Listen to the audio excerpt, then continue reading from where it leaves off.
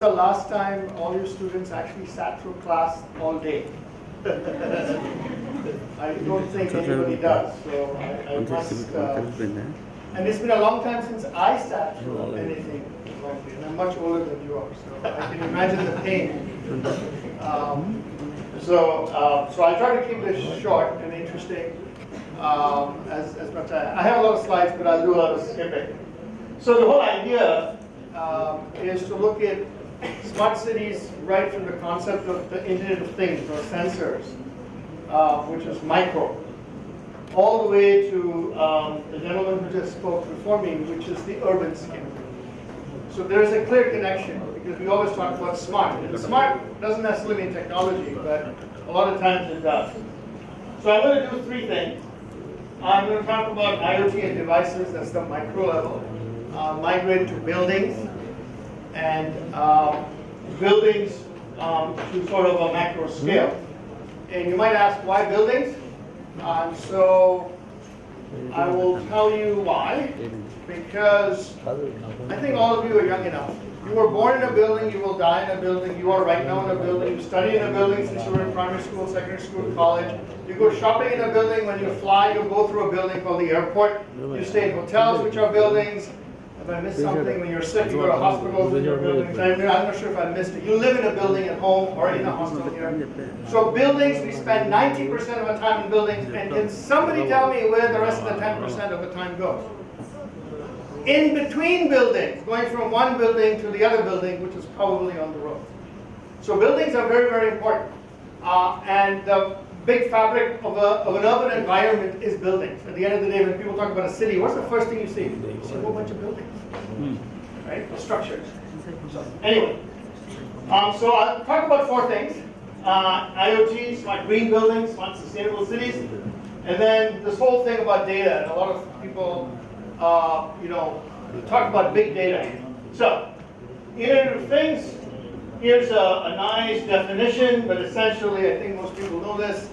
It's basically embedded technology. So it's stuff. Everything is the Internet of Things. This is connected by IR, so it's connected to my laptop. My laptop is connected to the internet. My phone is connected.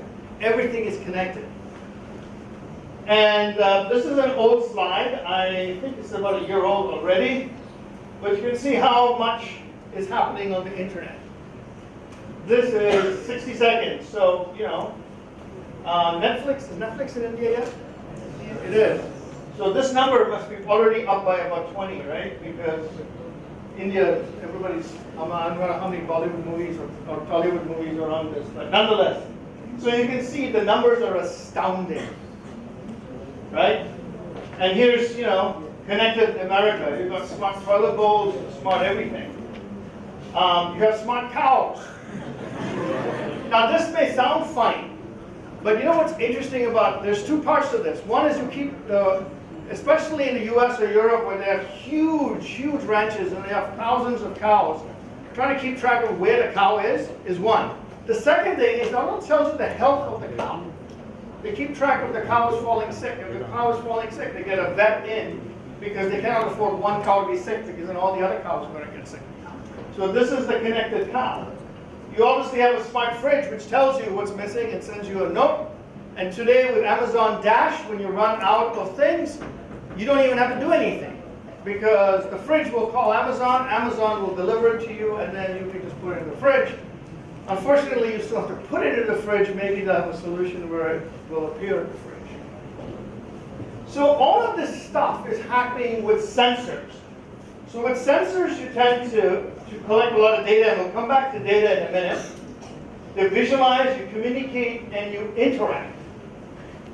So what does the IoT do? It connects the physical world. Physical is anything I can touch to the digital world which I cannot see. We use data all the time. We see the stuff on our phone, or we hear the music which is coming off from Spotify or wherever it's coming from. But we don't see those bits. They're fictitious. It's invisible. It's virtual. So that digital world, and you see it goes across all the things, from farming, energy, healthcare, logistics, shipping, building. And this, by the way, is your city. And I'll skip the slide for a second. What's important here is actually, what's important is there's a physical world, there's the business, and people talk about economy. Nobody's going to do this. I mean, we can say we're environmental, all we care, with all due respect. I don't think the gentleman from Prairie View is here. With all due respect to the environment, everybody only worries about one thing, money. We are a capitalistic society. So the balance between economy and society and environment has to constantly happen. So if there's no business case for something, it'll never happen. There are different markets, and the key thing is the user experience. What constitutes the best smartphone in the world? Why is Apple iPhone so popular? Because of the user experience, not because of anything else. The technology is pretty much the same. But where is that IoT opportunity? And you'll notice it's everywhere. Factories, cities, health, retail, outside, work sites, vehicles, homes, offices, the list will keep going. So IoT has become ubiquitous. So if any of you are, I don't know if most of you are civil engineers, or if any of you are EE or IoT, or even if you're civil engineers, the people talk about sensors in roads. Smart parking is by putting sensors inside the parking lot so that you know if a car is parked or not. So there's a lot of technology which is occurring with sensors. And you end up with different verticals, right? But not just a single vertical. You end up with compound applications like transportation leading to smart cities. In San Francisco, 20 to 30% of all traffic congestion is because people are looking for parking spots. They're just circling to find a parking spot. And if you automate it, and you can automatically know, or I know that I'm going to be in this place, I'm going to be down the street here from Siddhartha College, and I know that all the students have cars, and there's not enough parking spots there, so how about I reserve my spot? And I pay for it. And after I pay for it, if I don't turn up, within a 5-minute window, the spot goes away, and somebody else gets to take it. But you can pay for it, and you can reserve your spot. And that's what sensors and technologies are going to do. Reduces traffic congestion, right? Smart parking. If you go to Washington, D.C. today, you don't have to worry about parking. You just park, take a nap, press the buttons to where you are, and boom. You can pay for 1 hour, 2 hours, 3 hours, and you could be watching a movie and suddenly say, oh, I want to go have coffee after the movie, and my clock has run out, I have to pay. Press the button again, and it gets extended. You don't have to worry about running back to the car to find parking. So all of these kind of things are going to be very, very important. So there's endless possibilities. It's just people and things interconnected, augmented. I mean, this is a very busy slide, and I'm not going to walk through each of them, but this is a slide I borrowed from Intel. And everything is connected, right? Everything. The average person, and then a little later it comes up, there's actually 7 billion people in the world today, and the prediction is by 2040, there will, or 2020, I think, there's going to be 50 billion devices in the world. That means one person has 7 devices. And I can guarantee you, most of us are already there. And mind you, so out of the 7 billion, 3.5 billion people do not have access to the internet, which means the average person has 14 connected devices. Okay, and you'll say, nah, that's not true. Most of us have at least 2 phones, 2 cell phones. You have a smart TV at home. Your refrigerator is connected to something. You have a router. You have fiber. You have all sorts of stuff which are occurring. We have a lot of connectivity. And this is only going to increase. So let me move to smart buildings. So I don't know how many of you read this, but typically in Singapore, the joke is, all of you know, Singapore is on the equator. So Singapore basically has no climates. There's no summer or winter. It's always the same temperature outside. Very humid and very hot. But the joke is it has 2 climates, or 2 weather patterns, indoors and outdoors. It's freezing indoors. The temperature is too low indoors. But when you have a large building, what happens is everybody's got different comfort levels. Some people are wearing, sweaters. Some people are wearing short sleeve shirts. Some are not. And it's very, very subjective. So inside a building, normally, some people might feel it's too noisy. Some people don't. Some people feel that it's, smelling because people are eating food. Some people think it's hot. Some people think it's cold. It's very, very subjective. We spend 90% of our time indoors. And therefore the conditions inside buildings are very, very critical to our lives. And how do we know what those conditions are? We just talked about it, IoT and sensors. They provide you that information. Okay? So there are three main pivots. One is energy, and we all know that. We all talk about energy. The next one is comfort and well-being. Because comfort is very, very subjective. As I said, one can be hot, the other person can be cold. And the third is efficiency and productivity. It turns out that if it's too cold or too hot, or let me put it another way, you're uncomfortable when you're working or you're studying. What do? You'll get up and go get a cup of coffee, you'll get up, go to the bathroom 4 times, or you'll go chit-chat with your friends and come back. Your focus is not going to be where it is, and that's where the productivity is. So let's talk about energy. Buildings consume 40% of the energy in the world. 40. And that's higher than transportation, by the way. Transportation is only 25% of the energy in the world. So you talk about global warming, there's your culprit.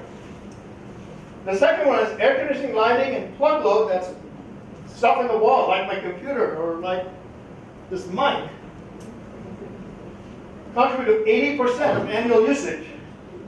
At least in the Singapore or US, every 1,000 square meters of floor space consumes about $75,000 of electrical usage every year.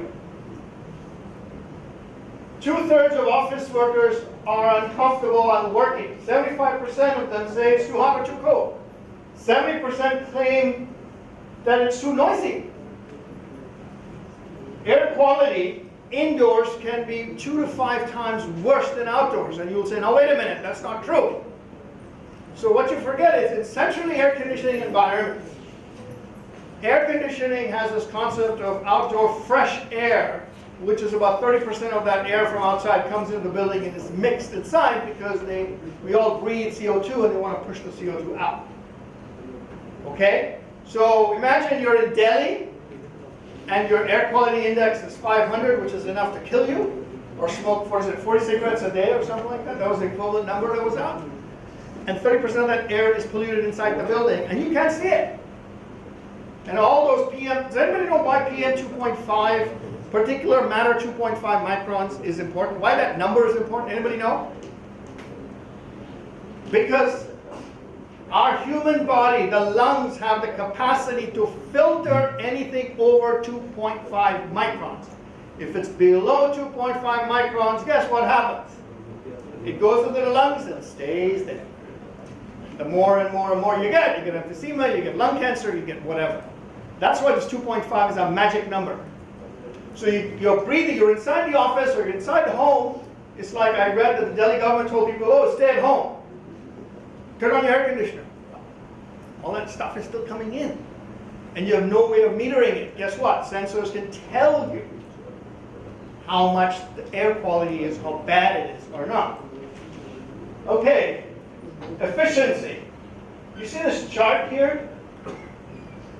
So it turns out that if you spend 1% on energy in a building, you'll spend 9%.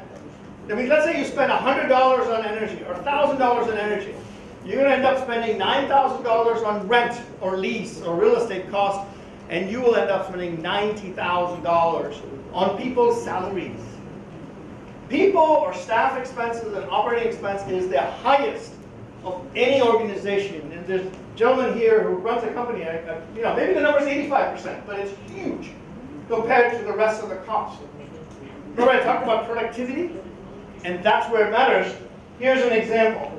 There's a study that says continuously high levels of CO2 in the air leads to 40% lower brain cognitive function. So the next time you're in class and you feel sleepy and it's not after lunch, it might be because the CO2 levels are too high. And I'm serious. Okay? And our brain functions will slow down. And for a company or an educational institution, if the students or the employees' brain function slows down, you're defeating the purpose of what you want to be able to do. Okay? And here's some other productivity. Productivity up to 6%. Noise can lead to a 66% decline in performance. How many times you sit and you're trying to study and the guy next to you is talking to his girlfriend or vice versa, or she's talking to her boyfriend, and you're like, come on, shut up, I'm trying to study. And then you just worry about their love life and not your studies, and it's distracting. And that's what happens. And the next day you have your exam and you get 20 out of 40 because you were worried about their love life, you know. But anyway, so what is a smart building? A smart building, therefore, is sustainable, not only from water and energy, but a whole bunch of other things. It enhances productivity to better comfort and well-being. It is managed comprehensively, and then key thing, it is well instrumented. So here's an example of what you might have. You'll have sensors. I need to show you something.